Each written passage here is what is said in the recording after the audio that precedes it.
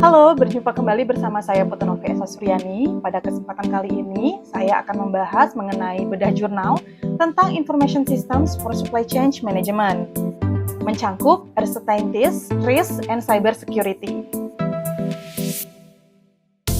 Baik, Supply Chain Management atau SCM adalah proses pengaturan, perencanaan, pengendalian, dan realisasi aliran produk dari tahap perancangan dan pengadaan melalui produksi dan distribusi hingga mencapai konsumen akhir.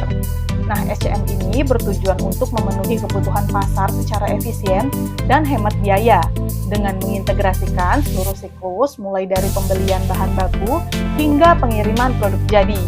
Nah, sambil memanfaatkan teknologi informasi untuk mengelola setiap tahap dalam rantai pasok secara otomatis dan juga terkendali.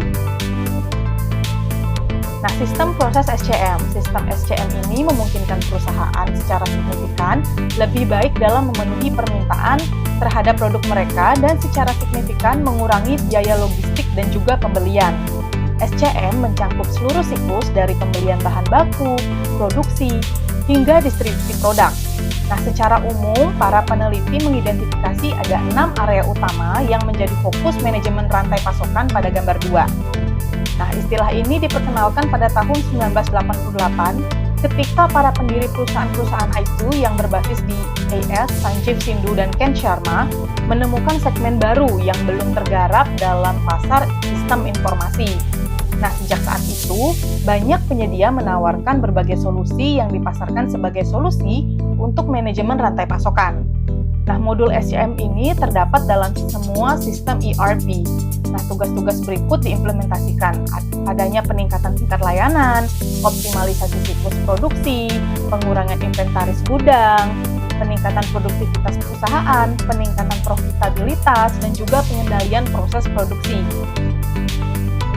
Manfaat dari implementasi SCM. Nah, implementasi SCM memungkinkan perusahaan untuk meningkatkan efisiensi operasional, menurunkan biaya logistik dan pembelian, serta mempercepat waktu ke pasar.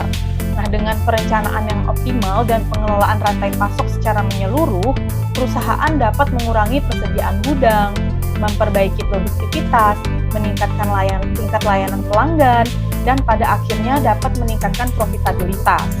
Nah, menurut riset AMR dan Forrester, SCM mampu mengurangi biaya produksi hingga 15%, mempercepat pemrosesan pesanan hingga 40%, dan meningkatkan keuntungan hingga 15%.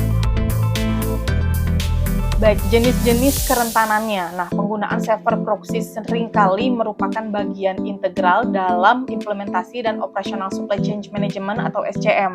Server proxy ini telah ada sejak awal mula internet dan fungsinya berkembang seiring dengan perkembangan internet itu sendiri.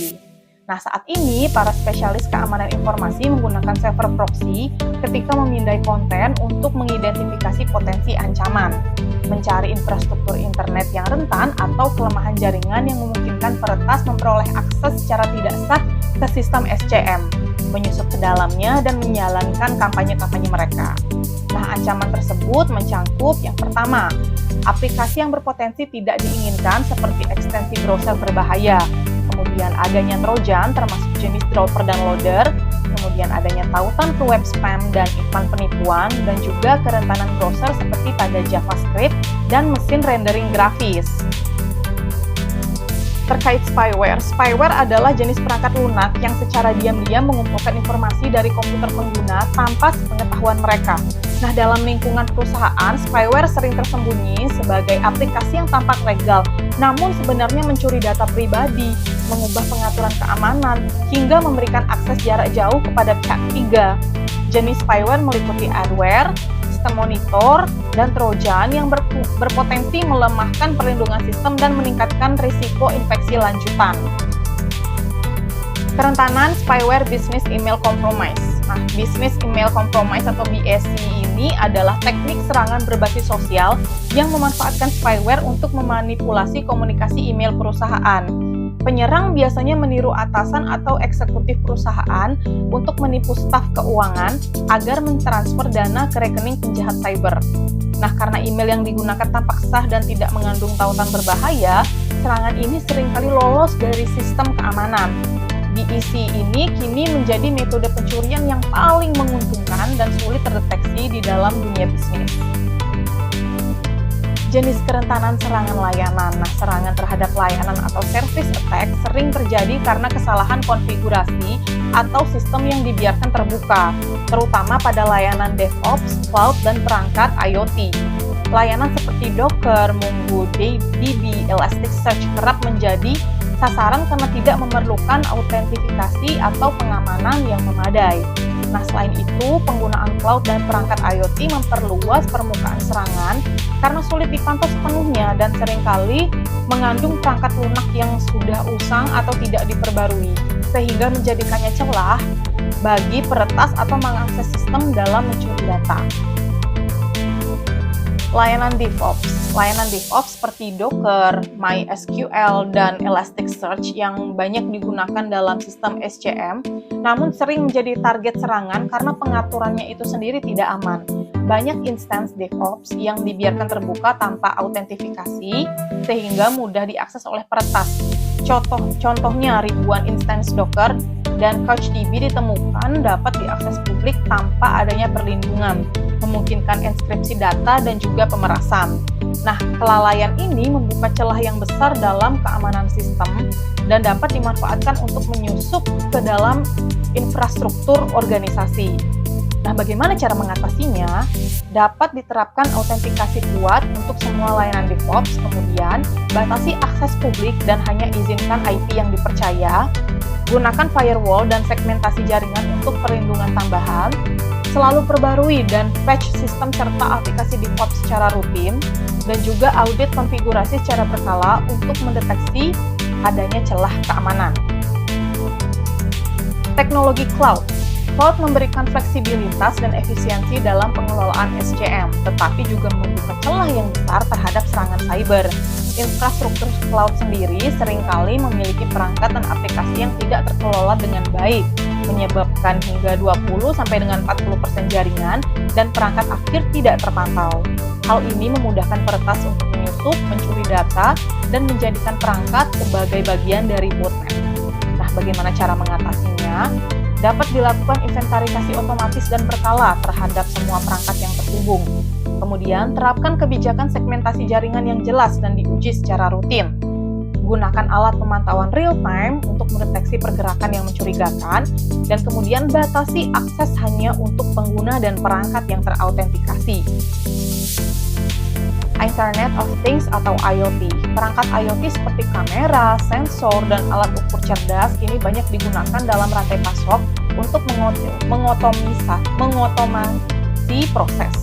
Nah, namun sebagian besar perangkat ini dibuat tanpa prioritas keamanan, sehingga rentan terhadap banyak sekali serangan.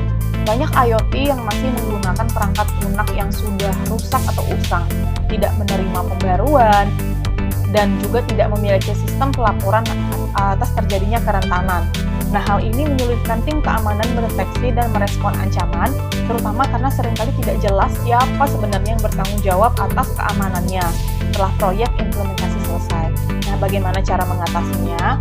Yang pertama, dapat menggunakan hanya perangkat IoT dari vendor yang terpercaya dan mendukung pembaruan rutin. Kemudian, lakukanlah segmentasi jaringan untuk memisahkan IoT dari sistem inti. Dan yang terakhir, pantau trafik IoT secara real-time untuk mendeteksi adanya aktivitas yang abnormal. Baik, kesimpulan yang dapat ditarik adalah dalam era digital, keamanan sistem supply chain management atau SCM menjadi tantangan yang sangat besar karena meningkatnya konektivitas dan kompleksitas infrastruktur. Tanpa pemantauan real-time dan sistem deteksi kebocoran yang handal, peretas dapat bergerak bebas di dalam jaringan. Nah, oleh karena itu, organisasi harus secara aktif mengelola perangkat, menerapkan segmentasi jaringan yang efektif, dan juga memastikan semua infrastruktur, baik cloud, IoT, maupun DevOps, selalu dalam pengawasan dan terlindungi. Nah, transisi ke sistem terbuka dan modern harus diimbangi dengan kesadaran dan investasi serius pada keamanan cyber untuk menjamin kelangsungan dan juga kepercayaan. Baik, sekian presentasi dari saya. Mohon maaf atas kekurangan maupun kesalahannya. Terima kasih dan sampai jumpa kembali pada kesempatan berikutnya.